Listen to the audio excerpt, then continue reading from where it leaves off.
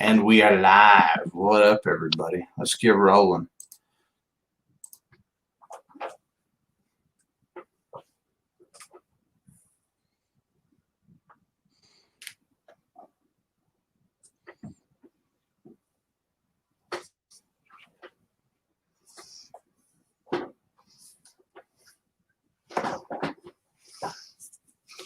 Good Thursday afternoon, evening to all of you that are joining us. I want to say what's up to everybody. We missed last week. Did we miss 2 weeks, or did we just miss last week? It was just last week. Was it? I miss most weeks, even though I'm supposedly here. So I just ramble most of the time, like I usually do. So it is what it is. I want to welcome y'all. It's getting warm here in Utah. I was up sweating my freaking butt off. I'm in here and it's nice and cool. First off, as always, I want to thank our title sponsor, Primary Arms. Appreciate them. I've been trying to blackmail them into getting me at one of their new long range scopes because I want to try it, but to no avail. Apparently they're like everybody else. They're selling so much crap they can't keep up. So it is what it is. But I want to thank Primary Arms for helping us out.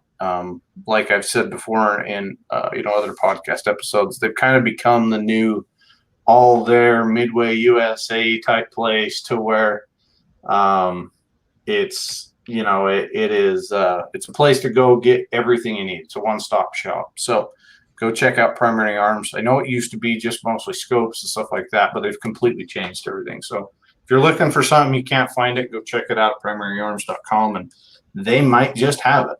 I want to thank you guys for all joining tonight. It's one of those things. It's hard, especially with summer coming around, to get everybody kind of on the same page and going again. But we shot a match last week, and we learned a lot from it. It's been quite a few months since I shot it, a match, and we kind of all learned our things. But we've got Jonathan and JD and Tyler and Leslie here. We're going to kind of go over, some of the things that we learned from that, some of the things that we've learned from the last few years. We still see a lot of stuff in the group of questions, things that people kind of want to know that they're confused about, and we kind of want to answer that, and get it going. But we're gonna go around, say hey to everybody. If you haven't been here before, introduce yourself. But what's up, Solinsky? I know you've been down south in Georgia doing some training. How's it been? It's been going pretty good. Can't complain too much. It's nice to be able to get back to work with COVID subsiding enough for things to return to normal. So that's been nice. Yeah. What are you doing down there? Just long range stuff? Yeah, this trip is just long range training, running quals out to about 800 with 308s. And then I'll be back down next month for some other firearms training. You're going speed of smell type stuff. Mm-hmm. Like BC of a school bus type shit going down. BC of his ambulance. The school bus. What's up, Tyler? How you been? Good, man. Just getting ready. Leave Sunday for the CNGB match. Shot the one last weekend with you. Just hanging out. Other than that. What is CN? So people that don't know what the hell that is, what is it? It's the Chief of the National Guard Bureau match. Going to North Carolina for it. You're gonna go fire blanks? Is that what the National Guard uses? Blanks when they train? Yep, blanks, and I'm gonna stick a pen through the target. I can give him shit because I was there one time. JD, how you been, man? We haven't seen you forever. Yeah, I've been pretty good. Things have been pretty busy. I've been out here at Lejeune actually with the Marines for the past 5.5 weeks. So it'll be nice to get back home this weekend actually and be done with that and get back to regular work out of Bragg. So it'll be a good time. I can only imagine the crayons that are going around out there, the glue, everything else. I mean, it's gotta be rough. It's amazing. That's definitely got to be an off-post. We ate them all. What's up, Tyler? That's definitely got to be an off-post hotel then. Oh, yeah. That ain't no Air Force barrack. Yeah, I called for one hotel, and they're like, hey, so why don't you try and stay in the BOQ? And I was like, why don't you stop trying to run my life? I'll go over here. Like, thanks, I can adult. I appreciate it. I'd rather not breathe in asbestos all day, thanks. Yeah, right. Welcome to the United States military, folks. Look who decided to join us. late to the party. Leslie, how you doing? Technologically challenged. It took me a minute. Can y'all hear me? All you have to do is click on the damn link. Click. Wait, Click. but hold up, cause it gave me all this special crap about you have to go back and allow permissions in your settings. And I went back and forth, and I gave up, and I ran downstairs and got my iPad. There you go. show See, this. John, back with Apple. That's Apple works all the time. Yeah. Hey, at least Leslie's probably has a headphone jack. Oh, it does. I didn't have to drill one special. Leslie, introduce yourself. You're the newest one here. Tell us who you are. I am the absolute newbie. My name really is Leslie. I've been mostly shooting competition pistol and some 3-gun. Totally new to long range rifle shooting. Obviously, this is Georgia, and let me tell you, long range shooting in Georgia is 50 yards. And I thought hell almighty, shooting a 50-yard puppy dog sized deer. So you get out here and people are like, yeah, I shot that, bull at 600 yards. And that's child's play to some of y'all. And I'm like, you did what now?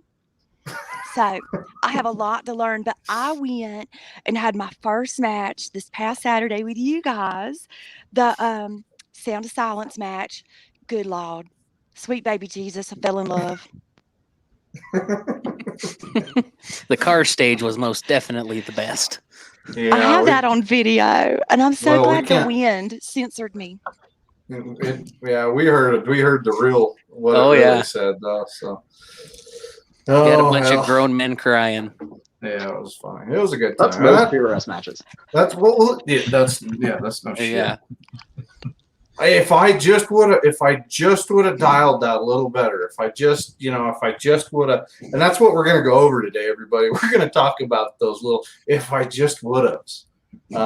I kind of want to go over that because I hate to say it because I used to have them a lot, but it's the excuses and a lot of stuff you make up in your head. Used to you have go- them a lot. Yeah, I know. I do. Depends on what it is. But, I go back. Fuck, where's the mute button on this one? Here, watch. There we go. I found it.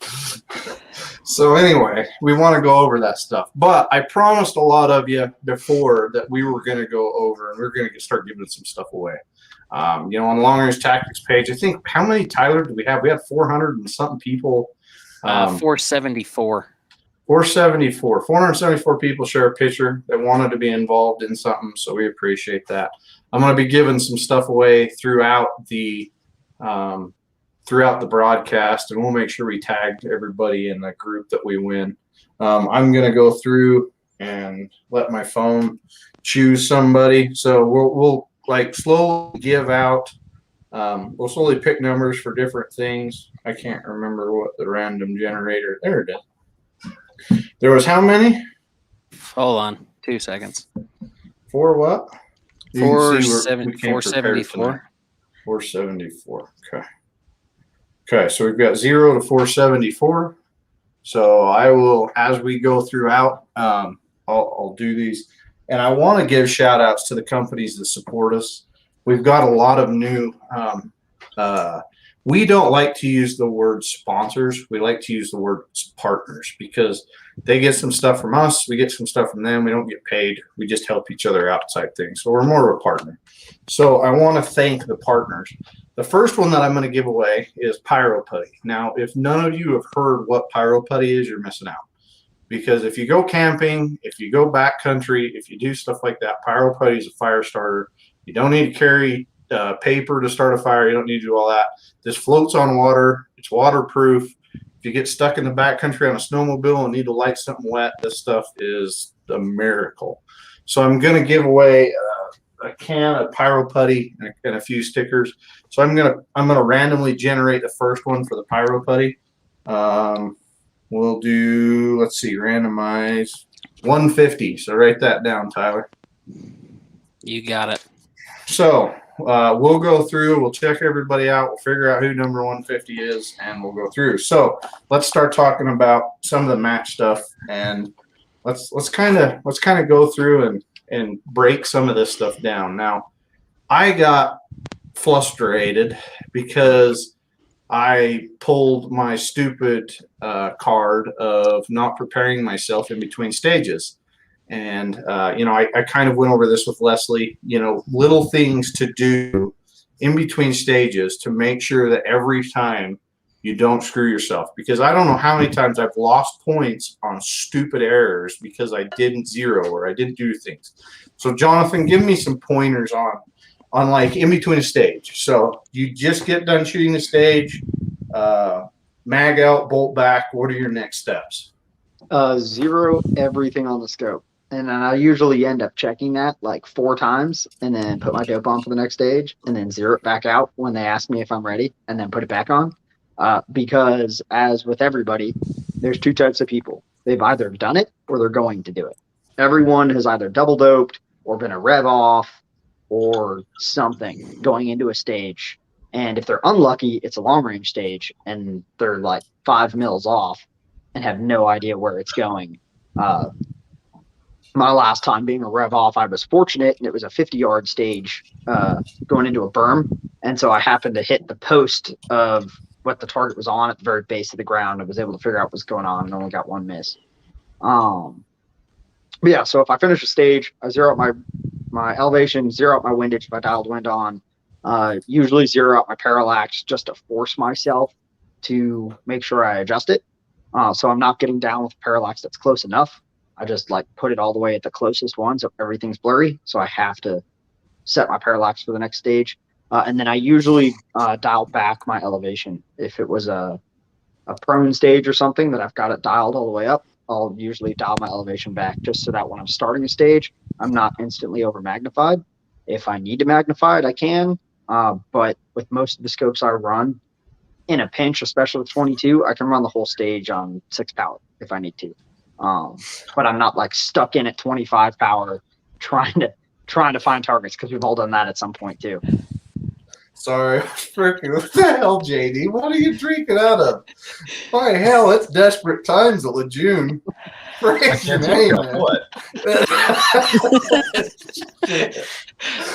Oh well, I'm sitting there and he's drinking. I'm like, wow, they have glasses in a motel room there. It is freaking Marine Corps country. Hell, Jonathan's boil got my a glass water in a coffee cup. I can just boil my water in this, and then I put my tea in it, and it's fine. Tea? Of course, always tea in the evening. All right, can you mute him and then kick him out of the group? Who drinks tea out of a canteen cup? Oh well, I'm sorry, everybody. He's sitting here. If you're watching live, he's sitting there just like sipping. He's probably got a freaking $200 scotch in there for what we all know, but he's drinking it out of freaking. Maybe it makes it taste. He's a better story though, isn't it? Apparently Yeah, it is. Exactly. We're trying to get promoted on the next board. Yeah. So let's hear your side of things. The way you guys kind of prepare. How do you do it? Oh, for me? Yeah. Yeah. Everything goes back to 0. Power goes to between 8 and 12.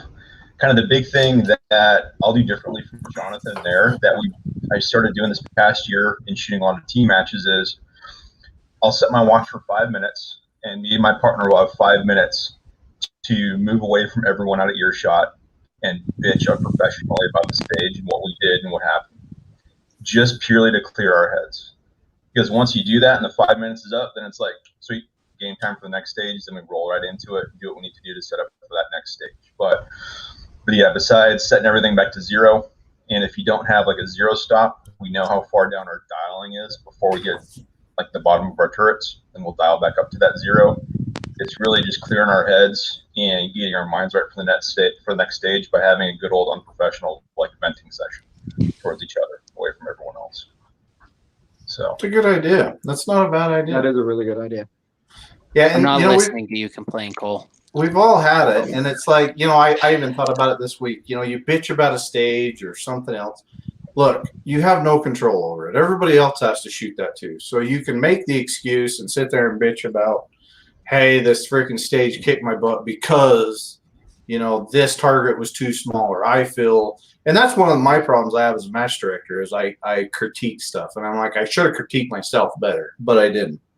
So, it's one of those things like you just like, I kind of like that because you learn from it, you move on and you do it. Now, for you hunters that listen, I want you to realize that this happens a lot in hunting. I don't know how many times I've heard it. People go to the range, they'll dial out, and they'll get their 500 yard, their 600 yard, they hurry and throw it in their bag and away they go. And they don't realize that they never zeroed their optics out. So that's one thing that you've got to get through your brain. And maybe you write notes on your books, you write your data in, something like that. Just something to kind of remind you, hey, you need to do this, this, and this before you go to the next step. And that's one of my biggest problems. I mean, I've done that, Jonathan. I remember the first time that I did it horribly was at the Vortex Extreme. We're running in between stages. I dialed for, I think it was a 1,300 yard shot, went to the next stage and I hit 0 and shot nothing. I didn't have a call. I'm like, oh, it's just got to be going into the bush behind it. So I keep coming down. I was way off, like full rev, and it was my fault because I didn't realize it as I was shooting, and I didn't get it through my brain. But let's go to Leslie. What did you learn this past week? Like watching everybody learning as a new shooter now. Everybody, like she said, this is her very first match. So I like to have that perspective on what she saw and what she liked. Oh my gosh. So, with my background being pistol or 3-gun, everything was just so different. So you walk straight up, you've got your match breakdown and your stage briefing, and then you just dive into it. You don't get the chance to kind of get into a position or kind of formulate your own game plan per se, like we would in any other shooting discipline. And I didn't understand why. I was like, my goodness, I feel so, discombobulated. I don't know exactly what I'm going to do. Where's the safest or the smartest place for me to start? And Cole, you hit the nail on the head explaining that to me in terms of hunting. You're like, okay, you're bebopping. You find a magnificent animal. You don't get to walk around and go, let me practice this a time or two and figure out how I'm going to set up and then figure out and take my cute little shot on that animal to drop him like a brick. You've got to, on the fly, make your body work to your advantage, figure out your every little detail. And I love that. It's on the fly. You're responsible for your outcome. And like I say, if you eat it, crash and burn, get yourself back up and get ready to go to the next one. Don't be sad. Just keep going. Yeah. And I mean, a lot of us, I'm speaking for myself and a lot of people that I know, we started shooting competitively because we wanted to be better hunters, better shooters, and it's kind of evolved into this. And I think a lot of people look at a stage and like, this is so stupid, I'd never use it. But if your brain can kind of say, all right, I'm going to utilize this here, I'm going to have a not so steady position. I'm going to try and figure out how to build it really quick, whether it's a tree, whether it's a fence line, whether it's a fence post. A lot of times in hunting, you can't go prone. I mean, I don't know how many times I've shot at animals and I can't go prone. The grass is too tall or something's in it. So you've got to just kind of look and run with it. So I like that. Yeah, we talked about that. Tyler, what was your takeaway from the match? My takeaway is look and see what the bullet's doing and actually take a couple seconds, figure out what it did, what you need to do to correct that. Because I had a mental breakdown on one stage. Wind was right to left, and I was just holding off the left edge of the target and just sending it right off the left side of the target. And if I'd have just taken 5 to 10 seconds, sat there, went through it in my head and figured out what I was doing wrong, I could have corrected and got a couple more points. But like I usually do, I try and rush through it, and I screw myself every time. Yeah. And I mean, transitioning over to hunting or anything else, getting in a hurry, getting the buck fever, getting that transition. I'm going to do some videos here pretty soon about, how to train yourself mentally to go into a hunting scenario and train yourself with that. But yeah, I agree with that. And it's the same thing I told you guys this weekend. And Jonathan and JD, I know you both teach this. The bullet doesn't lie. The bullet tells you exactly what's going to happen, right?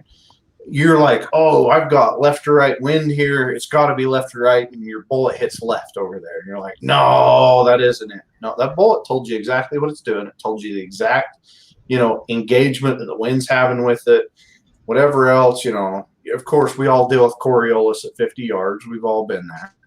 I didn't. Yeah, don't take that serious. Please don't. But it's one of those things that there's a lot of that, and I kind of wanted to talk about the mentality of going into this. So I guess the next part that I kind of want to talk about is how do you guys get the cobwebs out of your head? Now JD kind of went over that for a minute, but we've all gone into that stage, like it just completely destroyed you mentally, right? And I want to kind of get your guys' feedback on how did I come out of that stage and recenter myself to where, okay, I'm going to go to the next stage. I got a 1, I got a 0, I got whatever I got. And I need to go to this next stage and engage myself. Jonathan, what do you teach people that in your classes? Like how to mentally re-engage? Yeah, we talk about it, but it's honestly one of those things that can't be taught. You just kind of have to figure out what works best for you. For me, it was to stop caring, and I don't mean that like I don't care about the sport. I had to stop caring about my performance. I have to remember that I was there to have fun. I enjoy shooting competitions. I enjoy shooting, and I had to get over that wall of well, I have to do well. I have to do better than last time. I have to get return on investment for whatever I spent money on by doing well. And then once you can kind of get over that mentality of having to perform, it just makes those little things not matter. We've talked about it on the podcast before. My hardest match to get over mentally was the Samurai Challenge, I think, or I don't remember what the name of it was. The one in Tennessee a couple months ago. I rolled my car on the way to the match. I still shot the match, but I kind of just had to let it go, not worry about the fact that I had literally just rolled and totaled my car a quarter mile from the range after driving 700 miles. I just remember that I was there to have fun, deal with everything tomorrow. And I still had a good match. I still enjoyed shooting, and I dealt with everything the next day. But I wouldn't have been able to do that 2 years ago. 2 years ago, I would have honestly probably not even shot the match. Yeah, and I think I went through that stage as well, to where I got so serious that I actually killed myself. Because it's like, I guess you can look at it one of two ways. You look at the end, are you going to be, are you going to be a winner? Are you getting like a $5,000 prize from it? I guess you've got to kind of program yourself, like what you said. You are coming here to have fun. And people get so serious with it that it totally destroys them. And then I've seen it destroy whole squads, right? Like I've seen that cancerous squad, to where one of the guys is horrible and he's just destroying everybody else. I was the exact opposite this week. I was screwing around so bad that I screwed myself up because I wasn't paying attention. And there was a couple stages that I'm like, I got so mad I threw my freaking mag, and it wasn't mad at anybody but myself because I stood there waiting for the stage because the iPad went down, and I stood there for probably, 5-10 minutes, didn't check a damn thing, just started bullshitting, throwing. I completely bombed the stage. It was a cleanable stage. I mean, it was so cleanable, it wasn't even funny. I mean, they were just sitting out there, like little daisies. I could have picked them so easy. And I just completely bombed the whole stage because I was an idiot. So there's definitely a point where you've got to be somewhat serious to where, I'm gonna do what I think is best. But there's also a point to where this isn't, the nationals, and you're not winning whole lots of money and different things like that. So you've got to kind of come into it on your own level. What do you got on that, JD? I know you guys,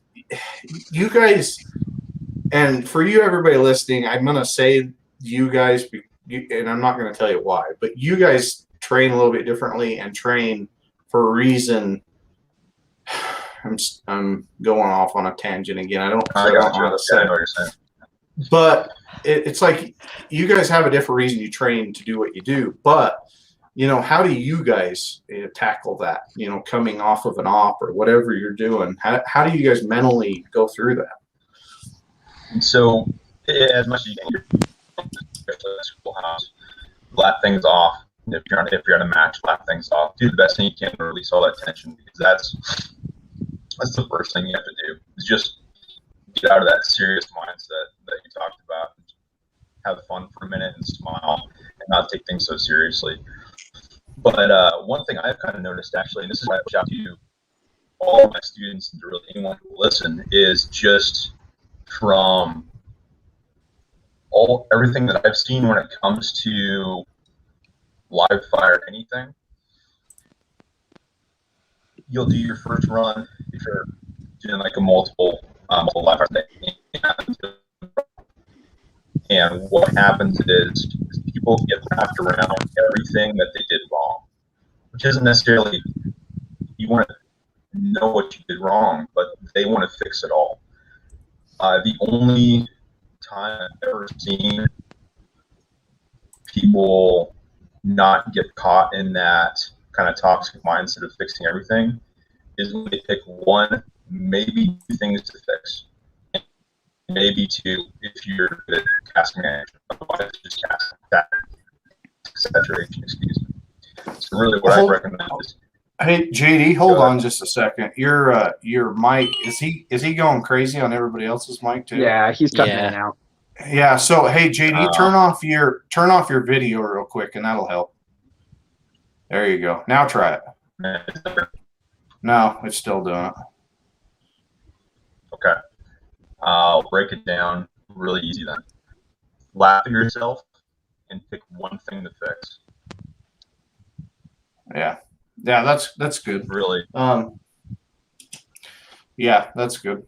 Yeah, I was like, I couldn't hear him. I was like, what the hell is going on? Is it me? Is it everybody else? Because I know everybody's kind of had that complaint, like our audio is kind of off, and it's the dang internet. We're in completely different parts of the country. These guys are traveling a lot, so hotels and different things like that screw with our internet connections pretty bad. So we apologize. Hopefully you're still listening. Tyler, let's give away something else real quick. So our friends over at Fix-It-Sticks. So if you haven't heard about Fix-It-Sticks, you're missing out in life. They're one of the best things you can ever have for your for your bag, for hunting, for archery, for all that stuff.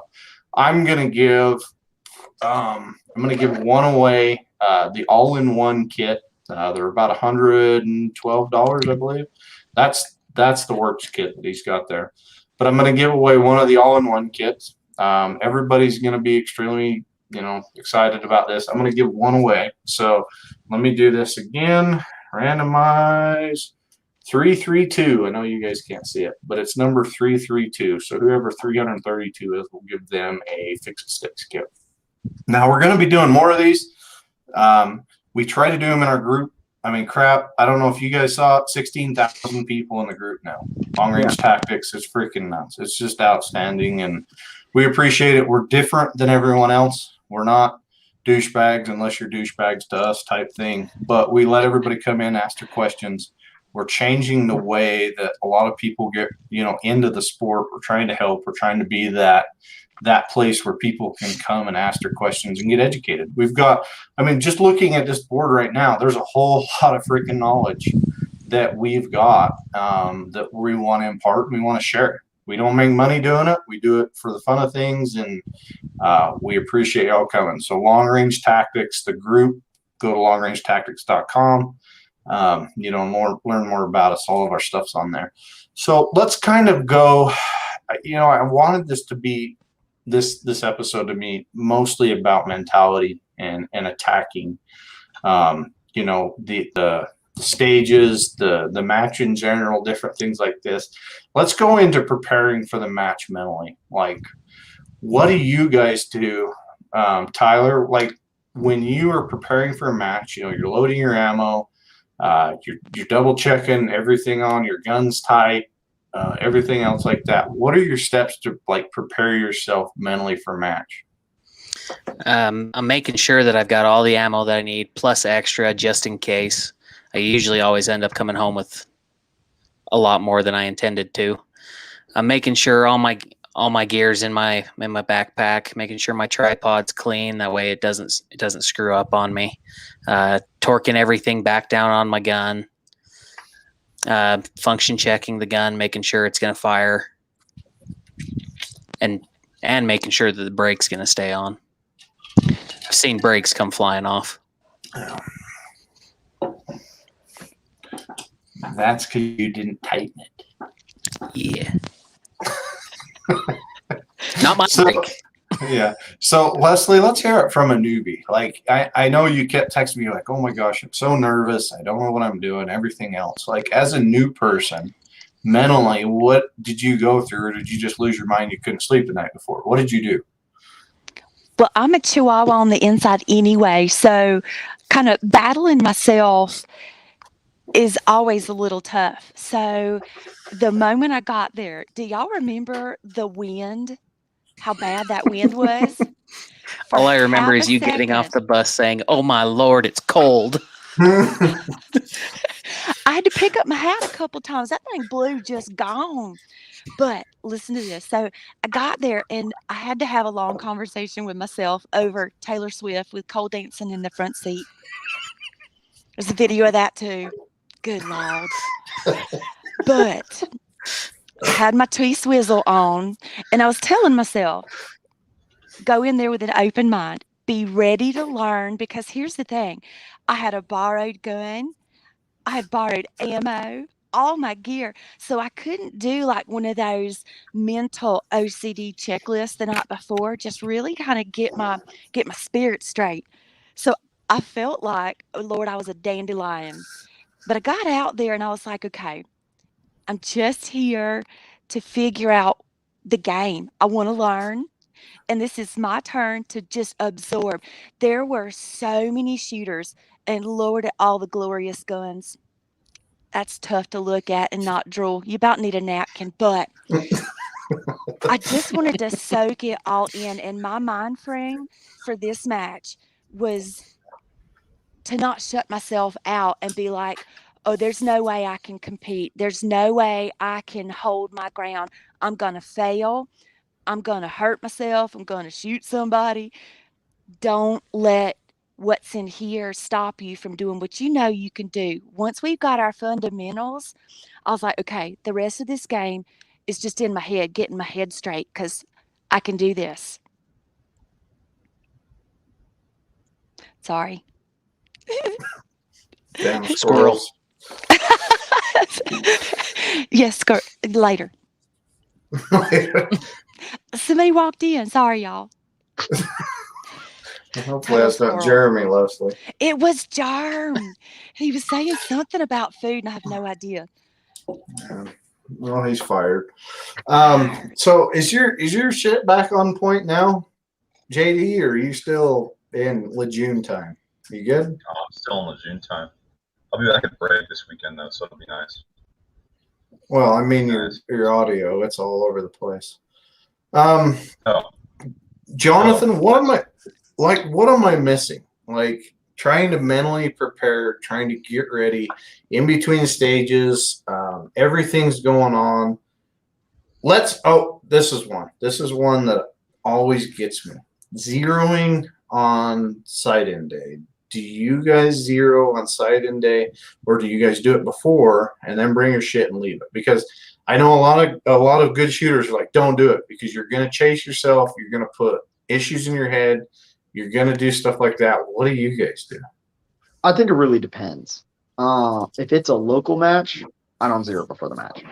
You're just going to be chasing stuff. If it's within a couple hours drive, I don't zero. I'll show up for 0 day. I might do data confirmation. I typically don't chase my zero when they have 0 targets.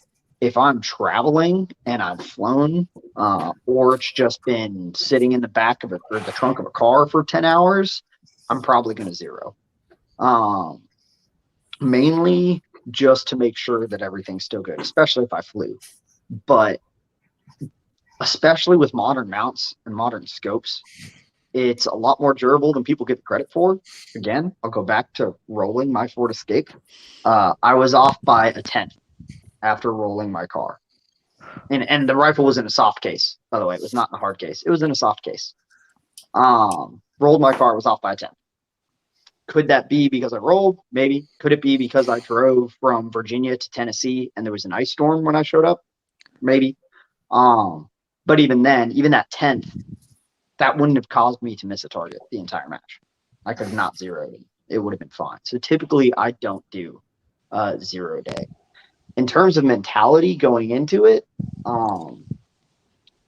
I think kind of what JD was talking about with give yourself like, or try and pick like one piece of feedback. You have to come up with a goal for a match, right? And the goal can't just be like, do as good as I can do, right? This isn't an army ad. Be all you can be, right? You should come up with a purpose for the match. So whether it's to learn how to use a prop you've never done, shooting movers is a big one that people have never done before they see it in a match. So maybe their goal for that match, they know there's going to be a mover, is to figure out what their hold is for a mover at 300 yards. That's your goal for the whole match. Doesn't matter if you get last place, did you accomplish your goal, right?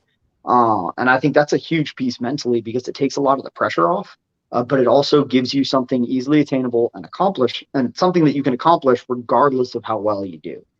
And I think a lot of people, especially starting out, put too much pressure on placing, and then they have a bad stage, which wrecks their goal of doing well, because that's, for whatever reason, people's goals, even though that doesn't mean anything, is to do well. And so now for the rest of the day, they're kind of just ruined mentally because they've already failed to accomplish their goal because they bombed the first stage. But yeah, I know that's going back on a side tangent. Going back to the 0 thing, what's everybody else think? Who else? I've Ooh, I always have zeroed. one more terrible piece. Tyler, you go, love. The couple national matches I've shot, I've always just zeroed. The 1 days, no. Yeah, I've zeroed stages. Is that what you mean? You mean that great meme of you and Philman? Yeah, that was holy shit. So the train came off the tracks. Every cart hit the locomotive, and then the end carts were full of gasoline, and it burned down from there. So it was that bad. It derailed. It became a meme, and it went viral. Yeah, it was bad.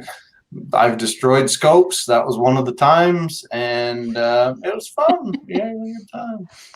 But that's the thing. We've all done it. I mean, the trains come off the tracks. We've derailed. We've gone off the different way. And it's kind of like JD says, you just got to laugh. It's like, wow, this has got so freaking bad that I'm just here to make everybody else feel bad. I'll go first. Let me get your win for you. I don't know where the bullet's going to hit, but watch it. So if it blows that way, that's the way the wind's going. So I did that at a match at Peacemaker in West Virginia. I had some trigger work done, and it was made too light, so it wasn't cocking the firing pin. So I had to rack my bolt like 30 times to get a round off. And it was before they had tablets. And so we were just writing our names on a piece of paper at every stage. I just started writing wind pig, and I went first for every stage that day. I still get called wind pig at matches because of that. That's the thing, is you help, like, if it goes off the rails that bad, you just help everybody else. You're like, I want to see somebody succeed at this. I want to see somebody get good at it. And we've had that. Typically the winner comes out of one of those squads. The winner almost never comes out of that super serious, like, all Jersey shooters that are like, I must win freaking mindset. Like, the winner never comes out of that squad. Because as soon as one of them does bad, like, you just see this dark cloud just following them around. Where the squad that's like having fun and making fun of each other and talking shit the entire day usually has like the top 3 shooters in it. Yeah, you're right. That's and some of the top shooters, I've watched their freaking wheels come off too. And it's the nature of the game, right? Like, you see top shooters, they come to the finale and they just completely fall apart. And that's how it is. And you just got to accept that. You know, you go back and you practice or do whatever you're going to do. And, you just recenter yourself. I guess you do the woo-saw. I was looking at Leslie's hat. I want to do this real quick. So, myself, Leslie, Team Cryptech, hell yes, all the way. Use some Cryptech this weekend. If you want Cryptech, Use code ballistic20, give you 20% off your order at Cryptech. I mean, the pants were phenomenal. The clothing's phenomenal. I've always We said, why all the heck? admired your tushy. Yeah, it's on the freaking Facebook. Uh-huh. Anyway, so I've always said, why spend money, more money on camo and clothing, but it truly is, now that I'm on Team Cryptech and I've seen the light at the end of the tunnel, spend the money on it and get 20% off. So we want to thank Cryptech. They're one of our partners and we appreciate them. What else am I missing, guys? Come on, let's talk about this. I guess, Leslie, let's maybe go down the hunting road, because there are hunting people that listen, right? There are hunting people that do, go into the backcountry and their horse rolls on their gun or different things like that. And I guess you kind of learned how to watch that bullet this weekend and understand what you're doing. In your mind, how do you tell people about that? How do you tell people to watch and, adjust their shot off of what you've seen? Oh my gosh. So I'm still absorbing what you taught me from Saturday, because I have this overwhelming urge to zoom in on what I'm looking at, because if anybody that hunts has ever had a magnificent rack attached to an animal, you don't want to see that anywhere, because I can't tell you how many people shoot in between a nice big old rack or pop a rack. Don't do that. So the biggest thing is give yourself enough room to find your critical errors. And Cole was telling me, he goes, watch your dirt or your dust or whatever. When you miss, you've got to know where. And was it a cute little puff? Did it come up? These are his words. So cute. Or did the wind take it and did it rush? So that way you can, honest to gosh, gauge what your next step needs to be to make a correction, and then be willing and ready too, that by the time you make your next shot, the conditions may be different. Right. And an animal's a lot bigger than a piece of steel in most cases. You've got more wind than you've got elevation, right? So you've got more wind to deal with it. So if you're shooting over the top of it, a lot of animals will freeze, like what just happened. And the other problem is in the hunting side of things, guys build extremely ultralight guns. They're awesome for backpacking, but they're horrible for watching trace, right? They're horrible for watching that miss. They're horrible for, the follow-up shot, because you're like, crap, where the heck did that go? That's where, a spotter comes in, and, someone standing beside you or behind you saying, hey, you shot so far over it, or you shot so far to the right of it, you shot so far to the left of it. And that brings up a great point. People in your squad helping you out. And Leslie got that, one of the other guys in the squad got that, to where we can say, hey, you're missing left. You're constantly missing left. So why are you not adjusting it? And a couple of people had issues with that. Like, I know, I'm seeing I'm hitting left. Okay, why didn't you adjust for that? You constantly get that. Like, why? You saw that you missed. You watched it. Coming back to the bullet doesn't lie, right? So why didn't you just adjust that, right? And that I guess that's the next point. On the clock, I would have got a top 10 place. I'll admit it right now. I hit an extra 9 targets. They weren't the right effing targets, right? So it didn't matter. It had, like, I felt good. It went ding. It didn't matter because it was the wrong target. Because in my head, while I was shooting, I wasn't going through the course of fire. Like, okay, you've got to shoot 2, and Tony can go to hell for this, but there's 2, there's 1, 1, 2, then go back 1, 1. I'm like, you son. This is when I would pull the JD and walked away and said dirty words, but it was my own fault because I didn't pay attention, right? I killed the hell out of the still. Did a great job, but it was a wrong still. So let's talk about on the clock, right? On the clock, or while you're hunting, anything else, you're under pressure, you're trying to make those shots count. How do you slow your brain down? Like, I've watched Jake shoot. I've watched, Vibert. I've watched these guys shoot the Morgan Kings and stuff, and they just kind of, it's crazy how everything just kind of slows down, right? The rest of us are in a hurry. I had this problem to where I'd finish a stage. I was so excited. And then I sit there for a minute. I'm like, wait, the timer still hasn't gone off yet. Why the hell did I just do that? Because I didn't take my freaking time and engage the targets correctly. Could I have got another hit? Could I have got, more points because I slowed down and I assessed it and I went through the steps? So let me ask JD and Jonathan this. How in your brains do you slow down and make your head kind of understand what is going on and, focus? Because you get in that, the timer goes off, shooter ready, engage, everything goes out the window, right? So how do you go about fixing that in your head? John, you go first. All right. It takes practice, but it also takes understanding that concept of the bullet doesn't lie, right? So that's been a huge theme this week with my students, has been trust what the round did. And then kind of like what Leslie just alluded to as well, understand that if you take too long, the wind can change. Because a big thing, and I see it a lot in PRS, and I think it's got something to do with people shooting a lot more hot rod calibers. They're not used to holding off plate, whether for elevation or for windage. And they'll watch the round sail underneath. Nope, it didn't do that. I've never had to hold over the top of the plate. And they'll send another one. Or they'll give themselves an adjustment, but it's not enough. They'll hit 0.3 underneath the plate. They're like, I'll go top half. Right? And they just don't have the balls to hold off the plate, is essentially what it comes down to, especially for like gross wind calls. Like you're half a mil off one of the edges. They don't want to hold a half mil off the other edge to get the hit. And again, it's been a theme this week with my students. They'll hold center, miss 0.2 off right edge, and they'll hold left half. And then they still miss off that same edge because they're doing a 2-inch adjustment when they were 6 inches off of the edge of the steel. And they were 14 inches off from center.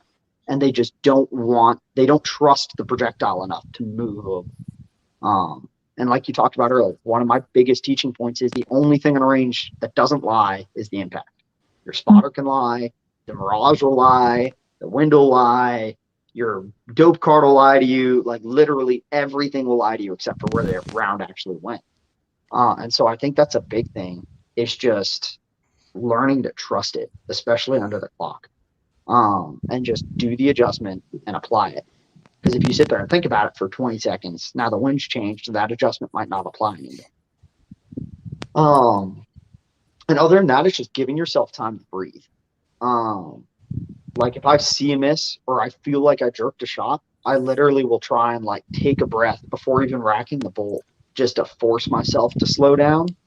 Because if you're just trying to run it as fast as possible, and that's what makes PRS a little bit different than some of the other action disciplines, is our time limit is a maximum time limit, not time to beat. So if you finish 20 seconds early, all you did was short yourself 20 seconds of thinking, right? So I usually try, and especially when I'm doing bad on a stage, is like force myself to pause, and that kind of slows everything back down. Sorry, I was typing. No, I agree with you 100%. And I kind of went through this with Leslie. It's you've got an entire plate to use. Everybody's like, oh, it's a small plate. I says, yeah, but you have the whole plate, right? Yep. Everybody's like, oh, I'll give it 0.2 or I'll give it, okay. So off the left edge, but you've still got the whole plate to work with, right? Or you've got the whole animal to work with, or you've got whatever you're shooting at. So utilize the plate. Everybody gets it in their freaking head to where I've only got to, I've only got to give it this much. And you're still hitting right on the very edge of the target if you do hit. Yep. Go a little bit more. Take that extra, few, 0.1, 0.2 in mils, or, a little bit more MOA, what few poor SOBs that are still shooting that, whatever you're shooting, give it a little bit more and understand that. What do you got, Jake? That's pretty much the same thing. I'll just repackage it. So kind of before I engage a target, I'll take 2 breaths, relax on that last breath, and then shoot. But it's understanding the target, the target size and what my gun's putting out. So let's say we're shooting a 2-minute target and I have a half-minute gun. If I do that, 0.1 mil shift left or right because I missed off an edge, well, not even the edge of my grip is going to be touching the edge of the target. So it kind of goes back to what we tell our students is you look at professionals miss upwind. Amateurs are going to miss downwind. So be that bold guy, make that bold wind call. And I actually have pictures. I'll post them on LRT actually, and it shows a line, and half of that target is completely white, and the other half is shot up. And you can guess which side is the downwind side because it's students. And it's every class I'll take a picture of a target that has legitimately half of it is shot up and half of it is completely white. I like that saying too. I need to steal that. I never really thought of that. If you got balls, it's gonna have the freaking upwind side, but you've still got, take for instance, a target at 600 yards. If it's 2 MOX, 12 inches, right? You've got 12 inches of target to play with, and guys and gals still think they've only got to hold the 0.1 or 0.2. So in essence, you're only using 3 inches of the target, right, instead of the full 12 inches. Yep. Come over there and make that hit. And it amazes me how I gave it 0.1 and I didn't hit. Give it freaking more. Apparently, you didn't hold it right? You didn't give it enough wind. Give it more. Hell, like you just said, I'd rather have it hit on the first quarter than the last quarter because then I know. And then like the wind will pick up a little bit and give you a little more, a little less, so you've got more of the target to work with, and that comes. And I want everybody to understand this. This comes to people that are shooting, half MOA guns, 3/4 MOA guns. If your gun's shooting minute a house, you've really got to favor that, right? You've got to try and get that, utilize that whole target when you're doing that, and that comes in with elk or deer or anything else. I mean, me and Tyler went to the range the other day, and Lord have mercy, that poor deer that some of them boys are going to shoot is going to be a wounded SOB. Because, oh, have mercy. It was bad news bears. The whole freaking target, like it looked like it had chicken pox, and it's like. Minute of barn. It was minute a house for sure. It was bad. And you know what? I am not making fun of you guys on the podcast. I'm not, because a lot of you don't know any different, right? A lot of you don't realize that a pie plate at 100 yards, if you hit the pie plate, that's not good at 400 yards, 500 yards, 600 yards. You've got to adjust that. You've got to bring it in, and you've got to do a little bit of work. The old boys that had their old 30-06s they hit a pie plate and it hit all 3 corners of the damn pie plate at 100 yards. Yeah, it's good. I mean, that's for another episode of ethics, right? But we want to have a place, and we've done that with long range tactics, to where we kind of educate people, like, hey, this isn't right. You've got to have, somewhat, and the options that are with you that you can have, even with factory ammo and everything else today, you've got better options out there to make it happen. And we are here for education. So make sure you are following and you're learning. And we've got to do better, myself included, at, educating people, because they don't know. And we've got to do better at that. What else am I missing? So you're on the clock, everything's falling apart. I guess that's one of my biggest things, and that's something that I got to work on while I'm on the clock. How do I slow my brain down? How do I breathe that in? Like I noticed this match, as much as I was screwing around, I noticed a lot more things because I slowed down in certain instances, and I took it in a little bit more. Like, okay, I missed that, and here's why, and I didn't do that. But so just so you guys know that are listening, Jonathan, he runs a company called Distinguished Tactical, Virginia area. He teaches all over the East Coast. We're gonna have him come out here and do some stuff on the West Coast of the new LRT range. But like as a person that's teaching people, how I guess that's the biggest thing. And I don't want to go off on a tangent, but it's like, how do you get people to get out of their brain and focus back while they're engaging targets. Like, how do you teach that? Like, how to like bring yourself back and center yourself while you're engaging, because you're falling off the. I don't know how many times you see people fall off the freaking rails and they just keep going instead of recentering. Like, how do you teach that? It's one of those things. It's kind of experience based. You can talk about it as much as you want. You can teach people different things, like I do when I have a stage that goes awry. But until they experience it that themselves, right?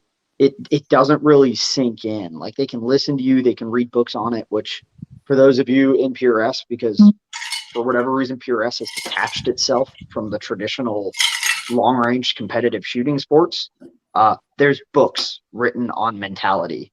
There's one that's called With Winning in Mind. It is like the Bible for bullseye shooters on competing on a national level and international level. And like, no one in PRS has ever heard of it. There's books out there. Go read. But it's more just, well, I guess I could say with how I teach it, it's having a plan for when everything goes to shit, right? Don't go into a stage, oh, everything's going to go perfect. Like, wasn't it Mike Tyson saying that everybody's got a plan until they get hit in the face, right? Same thing. Have the plan for when you get hit in the face. My biggest example for this is tripods. For anybody that's shot with me, you know I hate tripods. Not because I can't use them, because I think tripods are stupid. I put out a video on a match at Quantico that the intent of the match was to shoot off a strap. Due to a new match director not assuming that everyone is essentially cheaters, he did not specify that they could not use a tripod. So what happened was people started to use a tripod and then put the strap on top of their barrel, so that they were, and I'm using air quotes for everyone that doesn't see the video, they were touching the engagement portion of the strap. They were off of a tripod in the standing. So they were not shooting it, but technically it was a legal portion of the stage. My hatred for tripods when it comes to mentality is people get married to it. You would see people like try and use a tripod for rear support. 35 seconds into a 90-second par time, they still haven't gotten their tripod set up. And they're still messing with it. And they're still trying to get everything perfect. Because in their mind, their stage plan was, I have to use the tripod to get stable. And they can't get away from that. And then they finally get it set up, they get one shot off, and then the timer goes off. So now they've got 8 misses because they were married to the fact of, I have to use my tripod. It's the most stable position. And they had no other contingency plan for what if it doesn't work? Or what if I can't get the tripod set up in time? Or I get it set up, but now I can't move it, right? And so a big thing for me is have your contingency plan, right? So every now and then, probably once every 4 or 5 matches, I'll have a stage that I end up trying to use a tripod on. And my contingency is, if I'm not set up within 10 seconds, the tripod gets chucked and I move on. And I've literally done that. I've taken my Manfrotto and launched it 30 feet to the left to get it out of the way and grabbed my bag and moved on. Mainly because it's better for me to at least be able to have a somewhat stable position and engage all the targets than for me to have a super solid bench rest position off the tripod for the one shot that I have time left for. So contingency plans are just a big thing for mentality. Don't get married. I kind of want to hit that point real quick while you're talking about that. It brought up a good point, because everybody is, when you see, especially as a new shooter, excuse me, you're glued to your spotter or your binos, right? You're watching wind, you're watching where the bullet goes every time, and you've got focus downrange on what the target is.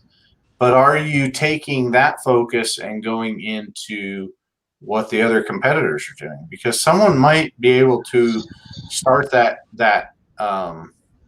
engage that barricade or whatever you're shooting, the rocks or whatever, a little bit different way, and you learn something from it and you grow it, and you go into a game plan on it, right? And a lot of people get so focused downrange on what is happening with the bullet that they aren't focused, and by the time they get up, they're like, shit, I don't know what to do, or I don't know how many times I've got up there, and they're like, I've got a plan, Okay, I'm going to go here. I'm going to gauge this here. I'm going to use a front bag here. I'm going to do this. And then that all, just like you said, it all goes out the window. And that brings up a great point. It's like I've seen so many people fool around with something, whether it be a bipod, whether it be a bag, whether it be a tripod, whatever it is, and not get rid of it. And it screws them up by not getting rid of it, just by freaking throwing it out of the road. And I saw that on my stage last year in that Hornady Precision Hunter match. Guys would just sit there and screw with stuff because it was in the road. They couldn't figure out how to get rid of it.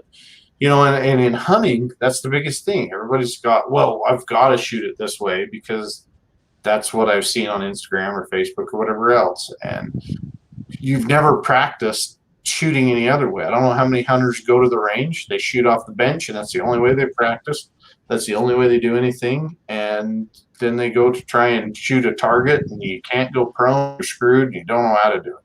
You know what I mean? And that's one of those things that we're going to start teaching a little bit better around here is, trying to set up some of that stuff for a lot of the new shooters, because a lot of the new shooters just don't have any clue. A lot of the hunters don't have any clue. They don't know how to do that.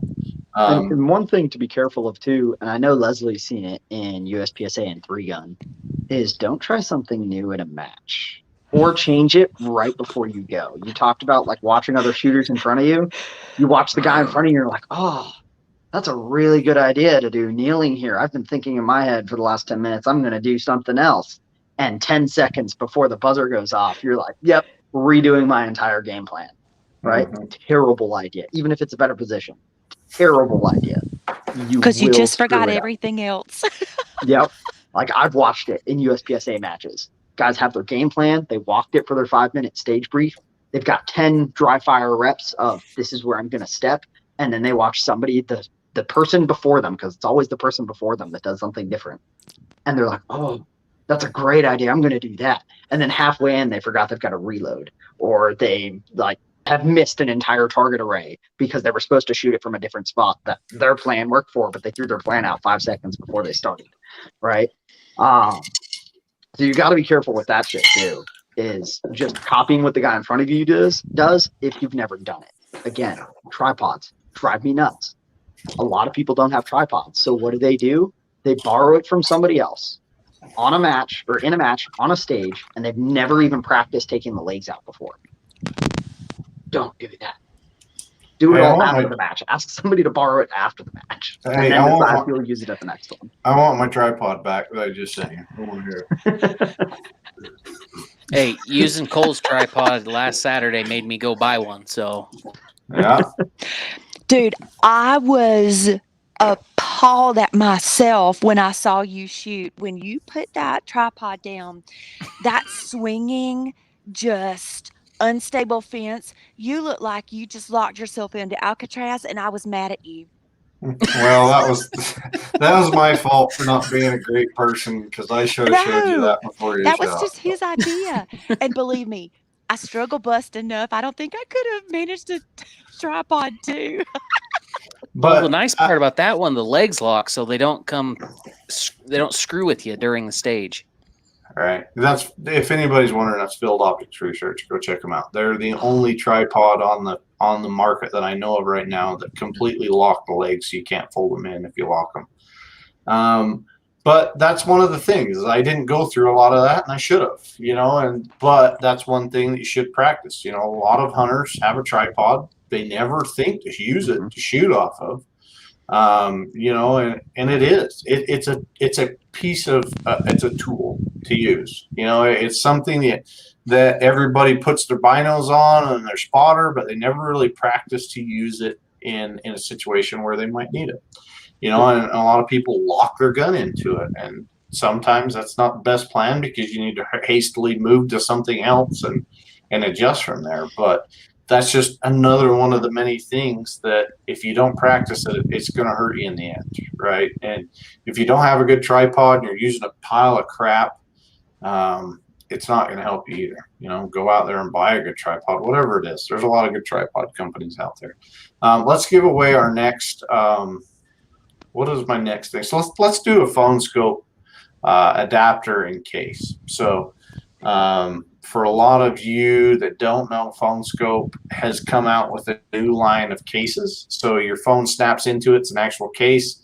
The ring comes off of it so that you can use as a walk around case. So you don't have to go buy multiple cases like you used to with the new PhoneScope cases. So from iPhone 10 up, they're all new cases.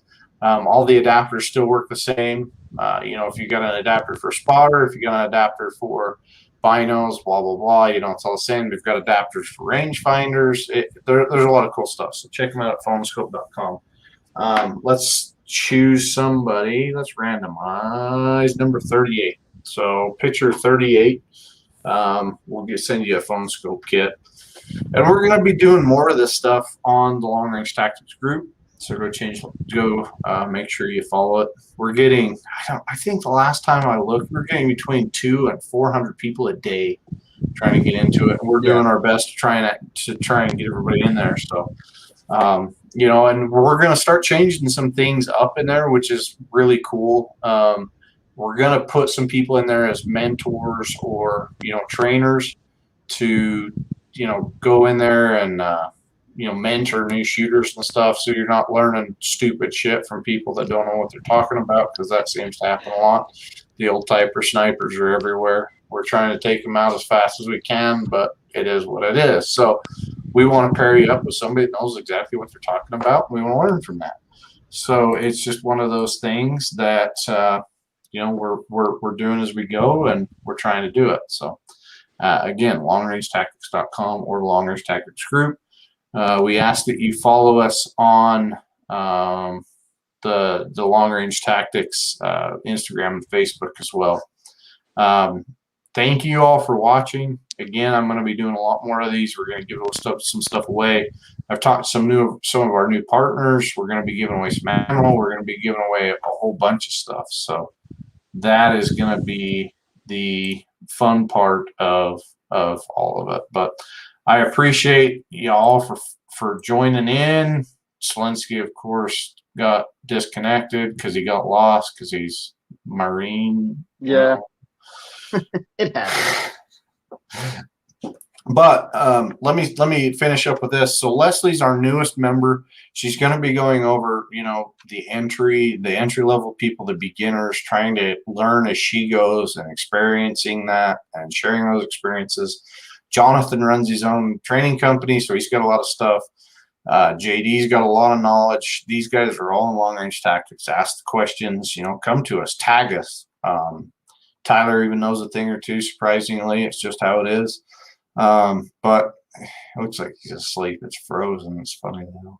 But, let us help. We're here. That's what we're here for. We started Long Range Tactics for a reason. We appreciate you all. I want to leave this with a final thank you to one of our sponsors, Falcor Defense. If you haven't checked out Falcor Defense, you need to. Falcor Defense was known for, the AR-10 game and everything else. They've come out with new bolt actions. They've come out with new chassis. My new chassis is on its way, I believe. I'm excited about that. I've got the Falcor 7 action. I'm going to try and decide what I'm going to build on that. So help me, comment. Help me decide what I want to build on, because I really don't know. I haven't made up my mind. It's 308 bolt face. I want to build something fun on it because it is a sweet action. But thanks to our friends at Falcor for helping us out. If you've got any questions or anything, don't hesitate to ask. That's what we're here for. We're here to educate and to help everybody else. The podcast is here. If you want us to talk to somebody in the industry, or if you think somebody really interests you and you want to talk to them, let us know. You've got to interact with us for us to know what you want. So again, we appreciate y'all. Have a good weekend. Thanks, guys, for joining in, and hope you all have a good weekend. We'll see you next week.